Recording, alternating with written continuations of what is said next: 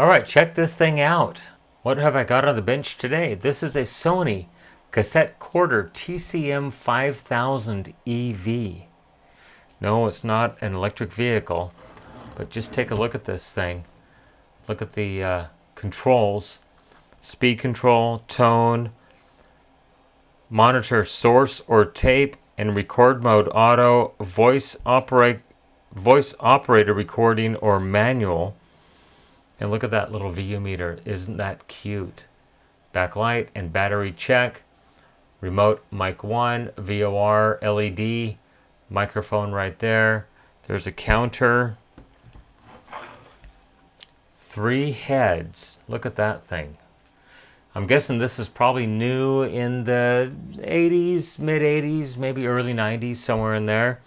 Anyhow, the customer sent the adapter with this unit. Let's get it unrolled here.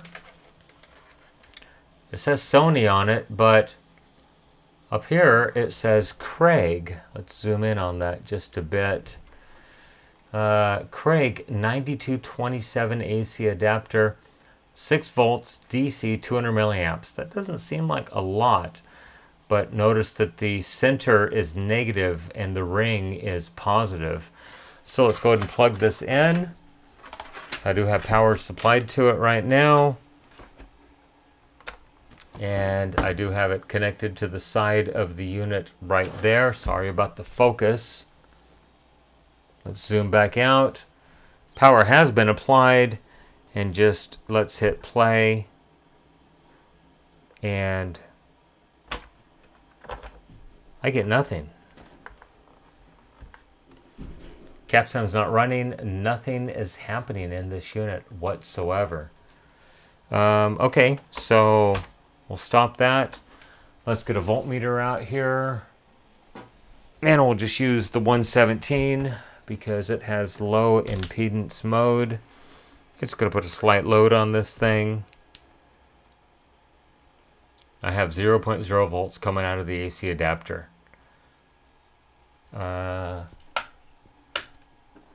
Make sure, yes, I have 125 volts going into it and absolutely nothing coming out of it. Nothing. What about ohms? Do we have a short? No, we don't have a short. Can we see a cap charging?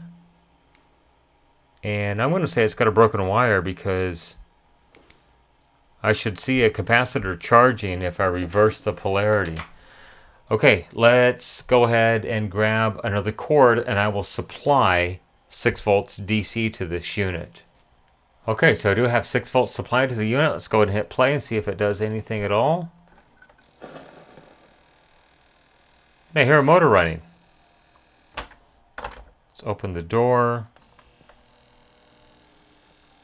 I've got no movement on the capstan or the pinch roller at all, but I hear the motor running. So there's battery check, and it shut down because most likely lack of rotation. So if it doesn't see the reel rotating after a certain amount of time, it's going to just shut down.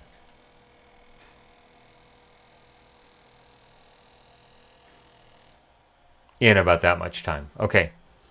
Well, let's go ahead and pop this thing open and see what it looks like inside. I'm sure it's filled with antiquated electronics,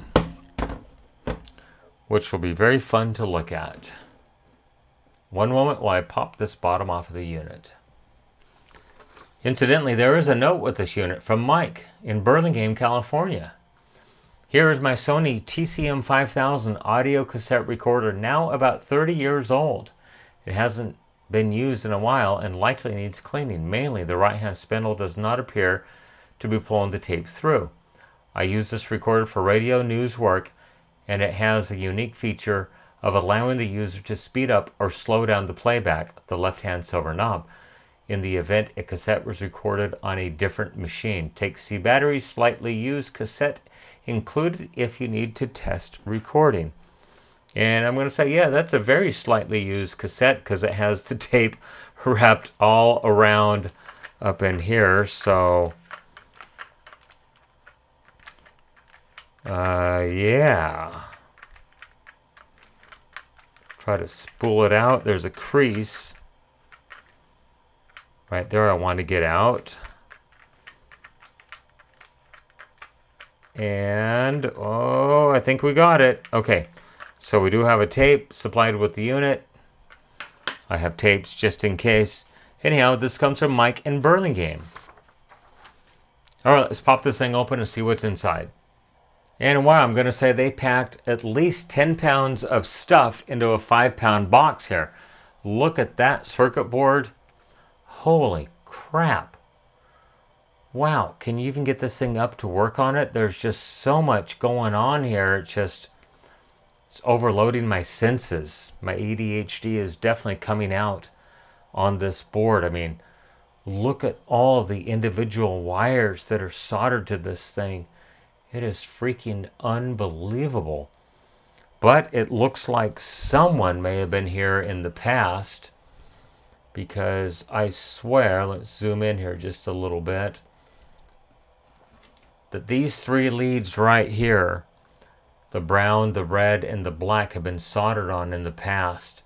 Now that is what actually connects over here to the external batteries, the C-size batteries. I wonder if these had an option at some point for possibly a rechargeable battery in this unit, because normally you only see 2 leads go into the batteries, and this one has 3.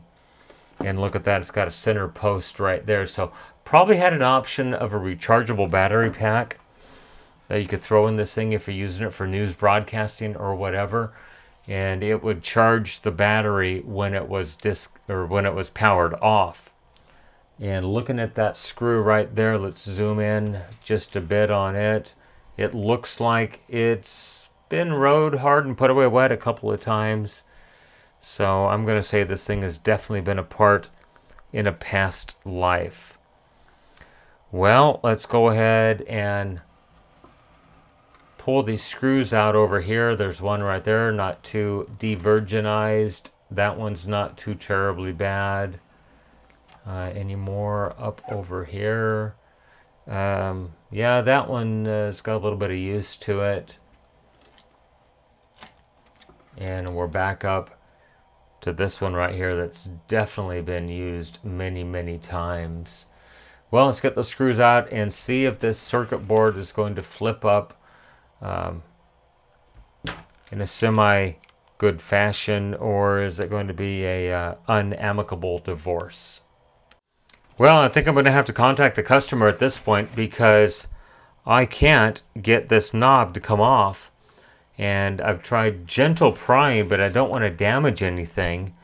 So I tried to pop it off just with a little bit of pressure in this direction. And the outer part wants to come off, no problem. But it's the inner part. And I noticed I had to pull this rubber ring off of it. Someone has applied super glue to it. And I even see a droplet of super glue right there on the knob. So I wonder if someone glued it in place. So I don't want to damage this unit any more than it's already damaged. So I'm going to contact the customer and basically get permission to just brute force this thing off. All right, well, a certain amount of time has passed, and I did go ahead and get the knob off. I did have to remove the rubber portion, and then I could actually grasp this part with pliers. And I did get it to amicably divorce from the volume control. So I have the board up. Well, not up, but up a little bit. Look at that mechanism right there. I wonder if I can zoom in on it just a little bit for you.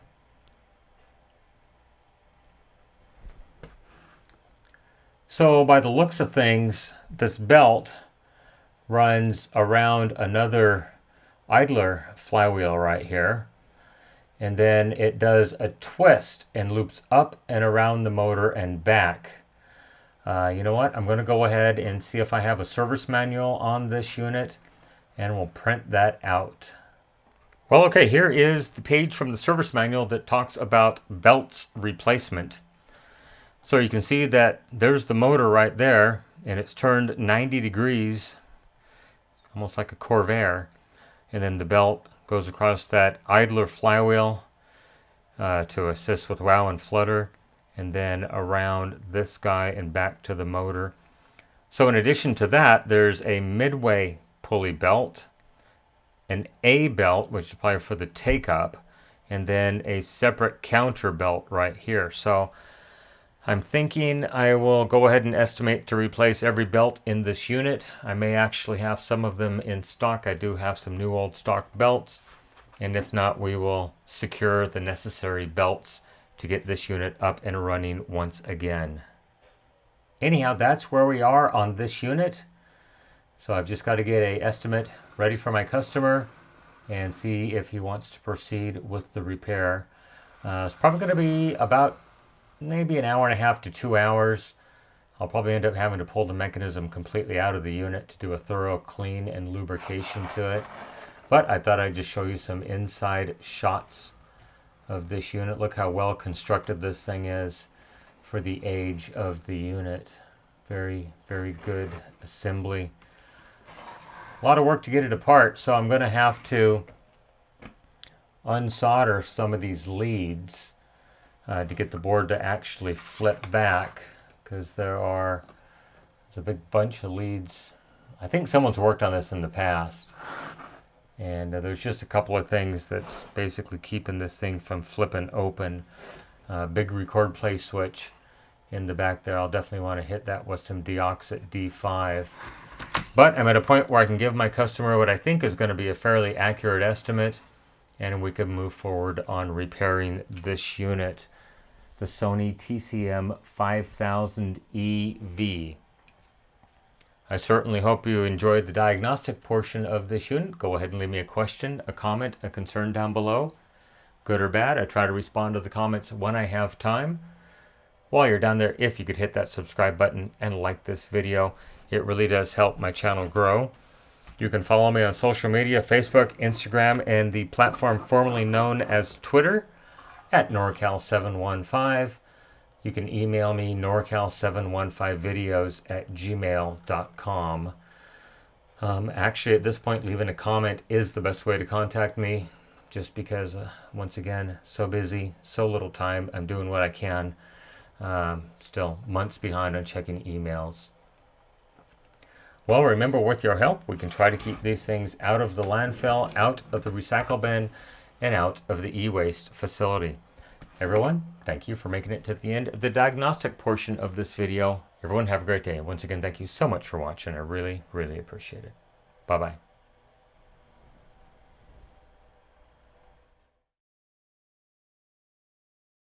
So hopefully this is not the end of this repair. Hopefully he approves this, and if it's damaged, unfortunately. But I need to get this board up and out of here. It's kind of loose, but the problem is, let's zoom in on this. The problem is, you can see the super glue right there on the bottom of that knob. Right there. This knob is basically retained in the plastic, so there's just not enough room for me to like squeeze it out of here, and the whole board basically needs to pull back in this direction before I can get this thing up. That's the only thing holding it in. I believe the whole board would just lift out of here and I could flip it back and get to the bottom of the mechanism. It's so freaking close. It's held on with that one knob right there, and that's it. So, pending the customer's approval, well, I'm going to stop this video at this point and do a part 1 diagnostic as usual. Everything goes way too long, unfortunately, but there's a look at the inside of the, what is it, a TC-5000, I believe? TCM-5000. Hopefully this is not the end. All right, this is the end of this part. Thanks for watching.